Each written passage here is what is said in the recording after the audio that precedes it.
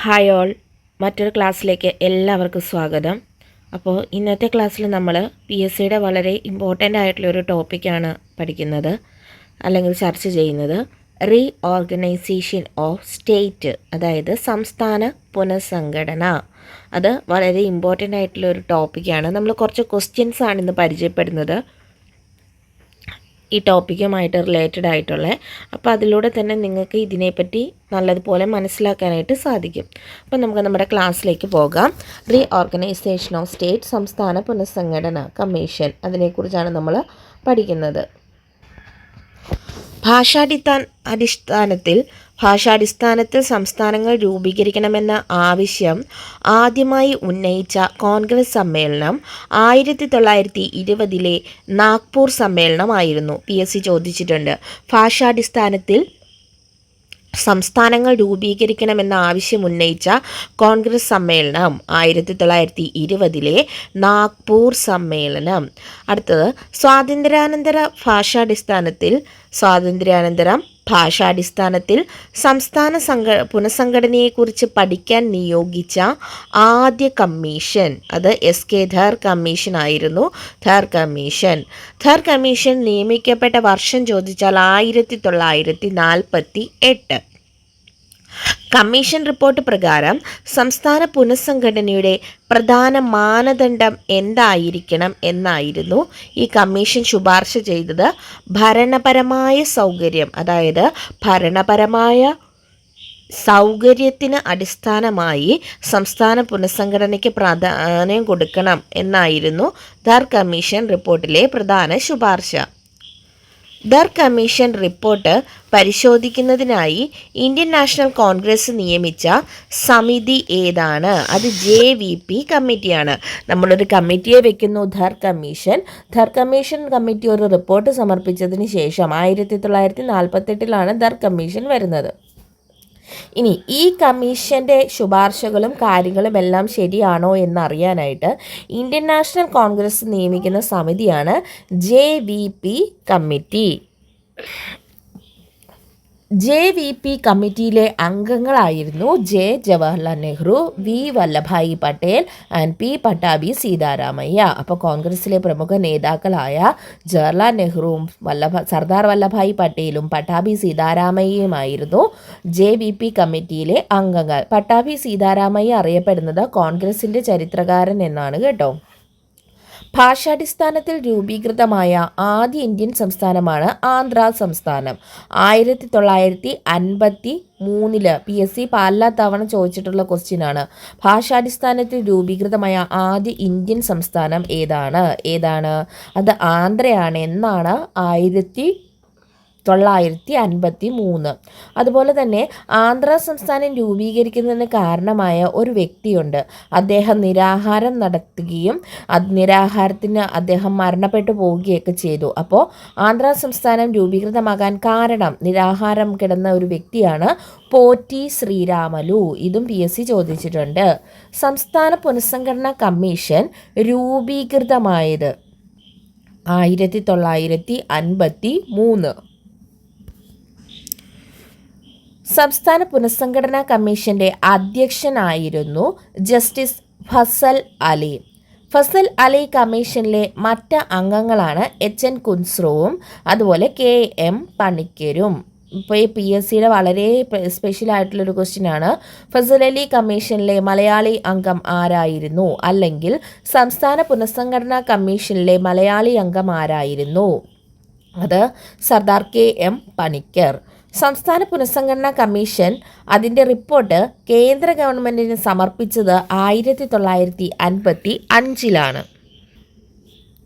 സംസ്ഥാന പുനഃസംഘടനാ നിയമം Indian parliament പാസ്സാക്കിയത് 1956. അപ്പോൾ കമ്മീഷൻ 55 റിപ്പോർട്ട് കേന്ദ്ര ഗവൺമെൻറ്റിന് സമർപ്പിക്കുന്നു, 56 പാർലമെൻറ്റ് ഇത് പാസ്സാക്കുന്നു. സംസ്ഥാന പുനഃസംഘടനാ നിയമം നിലവിൽ വന്ന തീയതി 1956 നവംബർ 1. ഈ 1956 നവംബർ 1 ഇന്ത്യയിൽ സംസ്ഥാന പുനഃസംഘടനയുടെ പ്രകാരം 14 സംസ്ഥാനങ്ങളും 6 കേന്ദ്രഭരണ പ്രദേശങ്ങളുമാണ് വരുന്നത്. സംസ്ഥാനങ്ങളുടെ പുനഃസംഘടനയുമായി ബന്ധപ്പെട്ട ഭരണഘടനാ ഭേദഗതി 7 ഭേദഗതി 1956.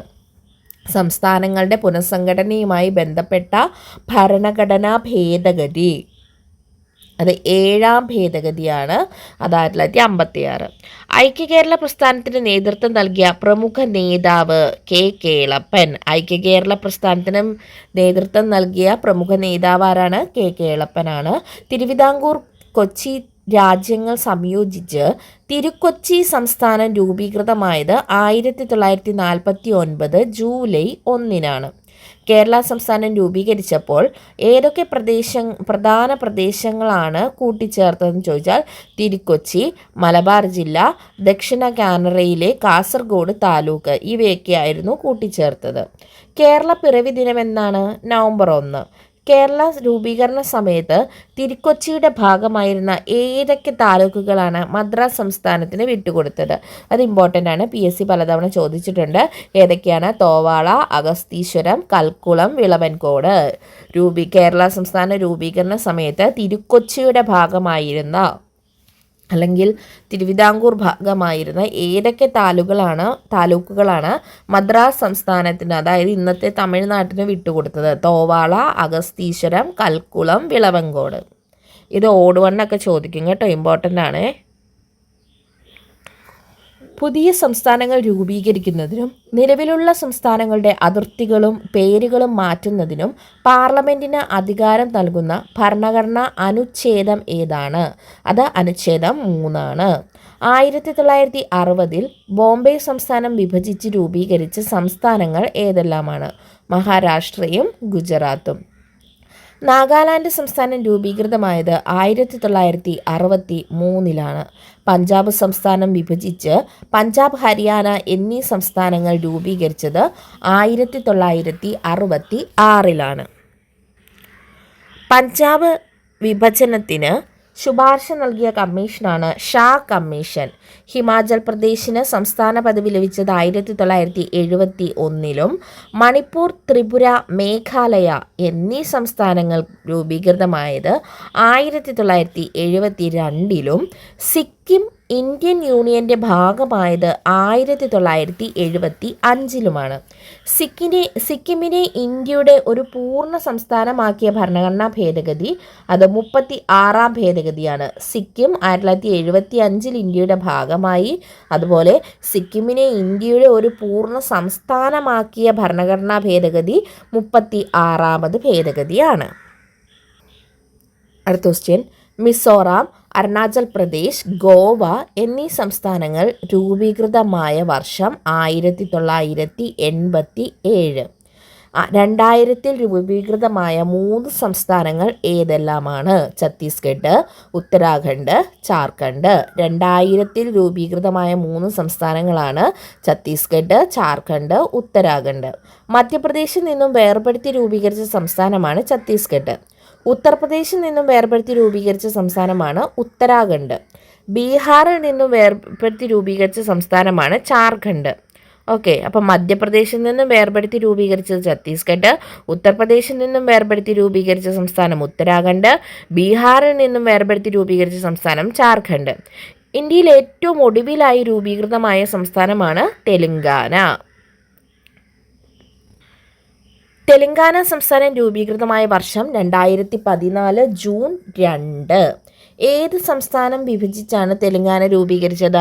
ആന്ധ്രാപ്രദേശ് അല്ലേ? ആന്ധ്രാപ്രദേശ് വിഭജിച്ച് തെലുങ്ക് സംസാരിക്കുന്നവർക്കായിട്ട് തെലുങ്കാന. ഐക്യകേരള സമ്മേളനത്തിൻ്റെ ഭാഗമായി 1947 തൃശ്ശൂരിൽ നടന്ന സമ്മേളനത്തിൽ അധ്യക്ഷത വഹിച്ച വ്യക്തി ആരായിരുന്നു? അത് കേളപ്പനായിരുന്നു അല്ലേ? ഐക്യകേരളത്തിന് നേതൃത്വം കൊടുത്തത് കേളപ്പനാന്ന് പറഞ്ഞു. 1947 തൃശ്ശൂരിലാണ് ആദ്യ സമ്മേളനം നടന്നത്. അതിൻ്റെ അധ്യക്ഷൻ ആരായിരുന്നു? കേളപ്പൻ. 1956 സംസ്ഥാന പുനഃസംഘടനയ്ക്ക് മുമ്പ് മലബാർ ഏത് സംസ്ഥാനത്തിൻ്റെ ഭാഗമായിരുന്നു? മദ്രാസ് സംസ്ഥാനത്തിൻ്റെ ഭാഗമായിരുന്നു കേട്ടോ മലബാർ. അത് ഇമ്പോർട്ടൻ്റ് ആണ്, അതും PSC റിപ്പീറ്റഡ് ആയിട്ട് ചോദിച്ചിട്ടുള്ളതാണ്. ഫ്രഞ്ച് അധിനിവേശ പ്രദേശമായിരുന്ന പോണ്ടിച്ചേരി ഇന്ത്യൻ യൂണിയനിൽ ലയിച്ചത് 1954. PSCയുടെ സ്ഥിരം ക്വസ്റ്റ്യൻ ആണ് കേട്ടോ അത്. പോർച്ചുഗീസ് ഭരണത്തിൽ നിന്ന് ഗോവയെ മോചിപ്പിച്ചത് ഏത് സൈനിക നടപടിയിലൂടെയാണ്? അല്ലെങ്കിൽ ഗോവയെ ഇന്ത്യൻ യൂണിയനിലേക്ക് ചേർത്ത് സൈനിക നടപടി ചോദിച്ചാൽ ഓപ്പറേഷൻ വിജയ് 1961. ഉത്തരാഖണ്ഡിൻ്റെ ആദ്യത്തെ പേരെന്തായിരുന്നു? ഉത്തരാഞ്ചൽ എന്നായിരുന്നു. ഇന്ത്യൻ യൂണിയനിൽ ചേരാൻ വിസമ്മതിച്ച നാട്ടുരാജ്യങ്ങളെ ഇന്ത്യയുമായി കൂട്ടിച്ചേർക്കാൻ നേതൃത്വം നൽകിയത് സർദാർ വല്ലഭായ് പട്ടേൽ ആയിരുന്നു. ഇന്ത്യയുടെ ഉരുക്കു മനുഷ്യൻ എന്നറിയപ്പെടുന്നതും സംസ്ഥാനങ്ങളുടെ ഏകീകരണത്തിൽ പ്രധാന പങ്കു വഹിച്ചതുമായ വ്യക്തിയായിരുന്നു സർദാർ വല്ലഭായ് പട്ടേൽ. അപ്പോൾ ഇന്ത്യയുടെ ഉരുക്കു മനുഷ്യൻ എന്നറിയപ്പെടുന്നത് ആരാണ്? അത് സർദാർ വല്ലഭായ് പട്ടേലാണ്. 1956 സംസ്ഥാന പുനഃസംഘടനയിൽ രൂപീകൃതമായ കേന്ദ്രഭരണ പ്രദേശങ്ങളിൽ ഒന്നാണ് ലക്ഷദ്വീപ്. അന്ന് ലക്ഷദ്വീപിലുണ്ടായിരുന്നത് ലക്ഷദ്വീപ്, മിനിക്കോയി, അമിൻദ്വീപ് ദ്വീപുകളാണ്. ഒരു ഭാഷ ഒരു സംസ്ഥാനം എന്ന വാദം പൂർണ്ണമായി അംഗീകരിക്കാത്ത കമ്മീഷൻ ഏതാണെന്ന് ചോദിച്ചാൽ അത് ഫസൽ അലി കമ്മീഷനാണ് കേട്ടോ. ഒരു ഭാഷ ഒരു സംസ്ഥാനം എന്ന വാദം പൂർണ്ണമായി അംഗീകരിക്കാത്ത കമ്മീഷനാണ് ഫസൽ അലി കമ്മീഷൻ. മദ്രാസ് സംസ്ഥാനത്തിൻ്റെ പേര് തമിഴ്നാട് എന്ന് മാറ്റിയത് 1969. മൈസൂർ സംസ്ഥാനത്തിൻ്റെ പേര് കർണാടക എന്ന് പുനർനാമകരണം ചെയ്തത് 1973. അപ്പം സംസ്ഥാന പുനഃസംഘടനയുമായി ബന്ധപ്പെട്ടിട്ടുള്ള എല്ലാ കാര്യങ്ങളും നമ്മൾ ഈ 50 ക്വസ്റ്റ്യൻസിലൂടെ പഠിച്ചിട്ടുണ്ട്. ഇതിൽ പല ക്വസ്റ്റ്യൻസും PSC പലതവണ റിപ്പീറ്റഡ് ആയിട്ട് ചോദിച്ചിട്ടുള്ളതാണ്. അതുകൊണ്ട് ഇതെല്ലാം വളരെ ഇമ്പോർട്ടൻ്റ് ആയിട്ടുള്ള ക്വസ്റ്റ്യൻസ് ആണ്. ഈ 50 ക്വസ്റ്റ്യൻസ് നിങ്ങളൊന്ന് പഠിച്ചിരുന്നാൽ ഉറപ്പായിട്ടും നിങ്ങൾക്ക് ഇതിൽ നിന്ന് 1-2 മാർക്ക് PSC പരീക്ഷയിൽ ഏത് PSC പരീക്ഷയിലും സ്കോർ ചെയ്യാനായിട്ട് സാധിക്കും. അപ്പോൾ നിങ്ങൾ ക്ലാസ്സുകൾ കാണുക. കാണാതെ ഒന്നും പഠിക്കണമെന്ന് ഞാൻ ഒരിക്കലും പറയില്ല. കാരണം നമ്മൾ പലതവണ കേൾക്കുന്നതിലൂടെ മാത്രമേ നമുക്കിത് മനസ്സിലൊന്ന് മൈൻഡിൽ സെറ്റാക്കി വെക്കാൻ പറ്റുള്ളൂ. അപ്പോൾ എല്ലാവരും ക്ലാസ്സുകൾ കാണുക. നിങ്ങളുടെ അഭിപ്രായങ്ങളും നിങ്ങളുടെ നിർദ്ദേശങ്ങളും കമൻറ്റ് ബോക്സിൽ ഒന്ന് ഇടുക. അപ്പം മറ്റൊരു ക്ലാസ്സിലൂടെ നമുക്ക് വീണ്ടും കാണാം. Thank you all. Have A nice day.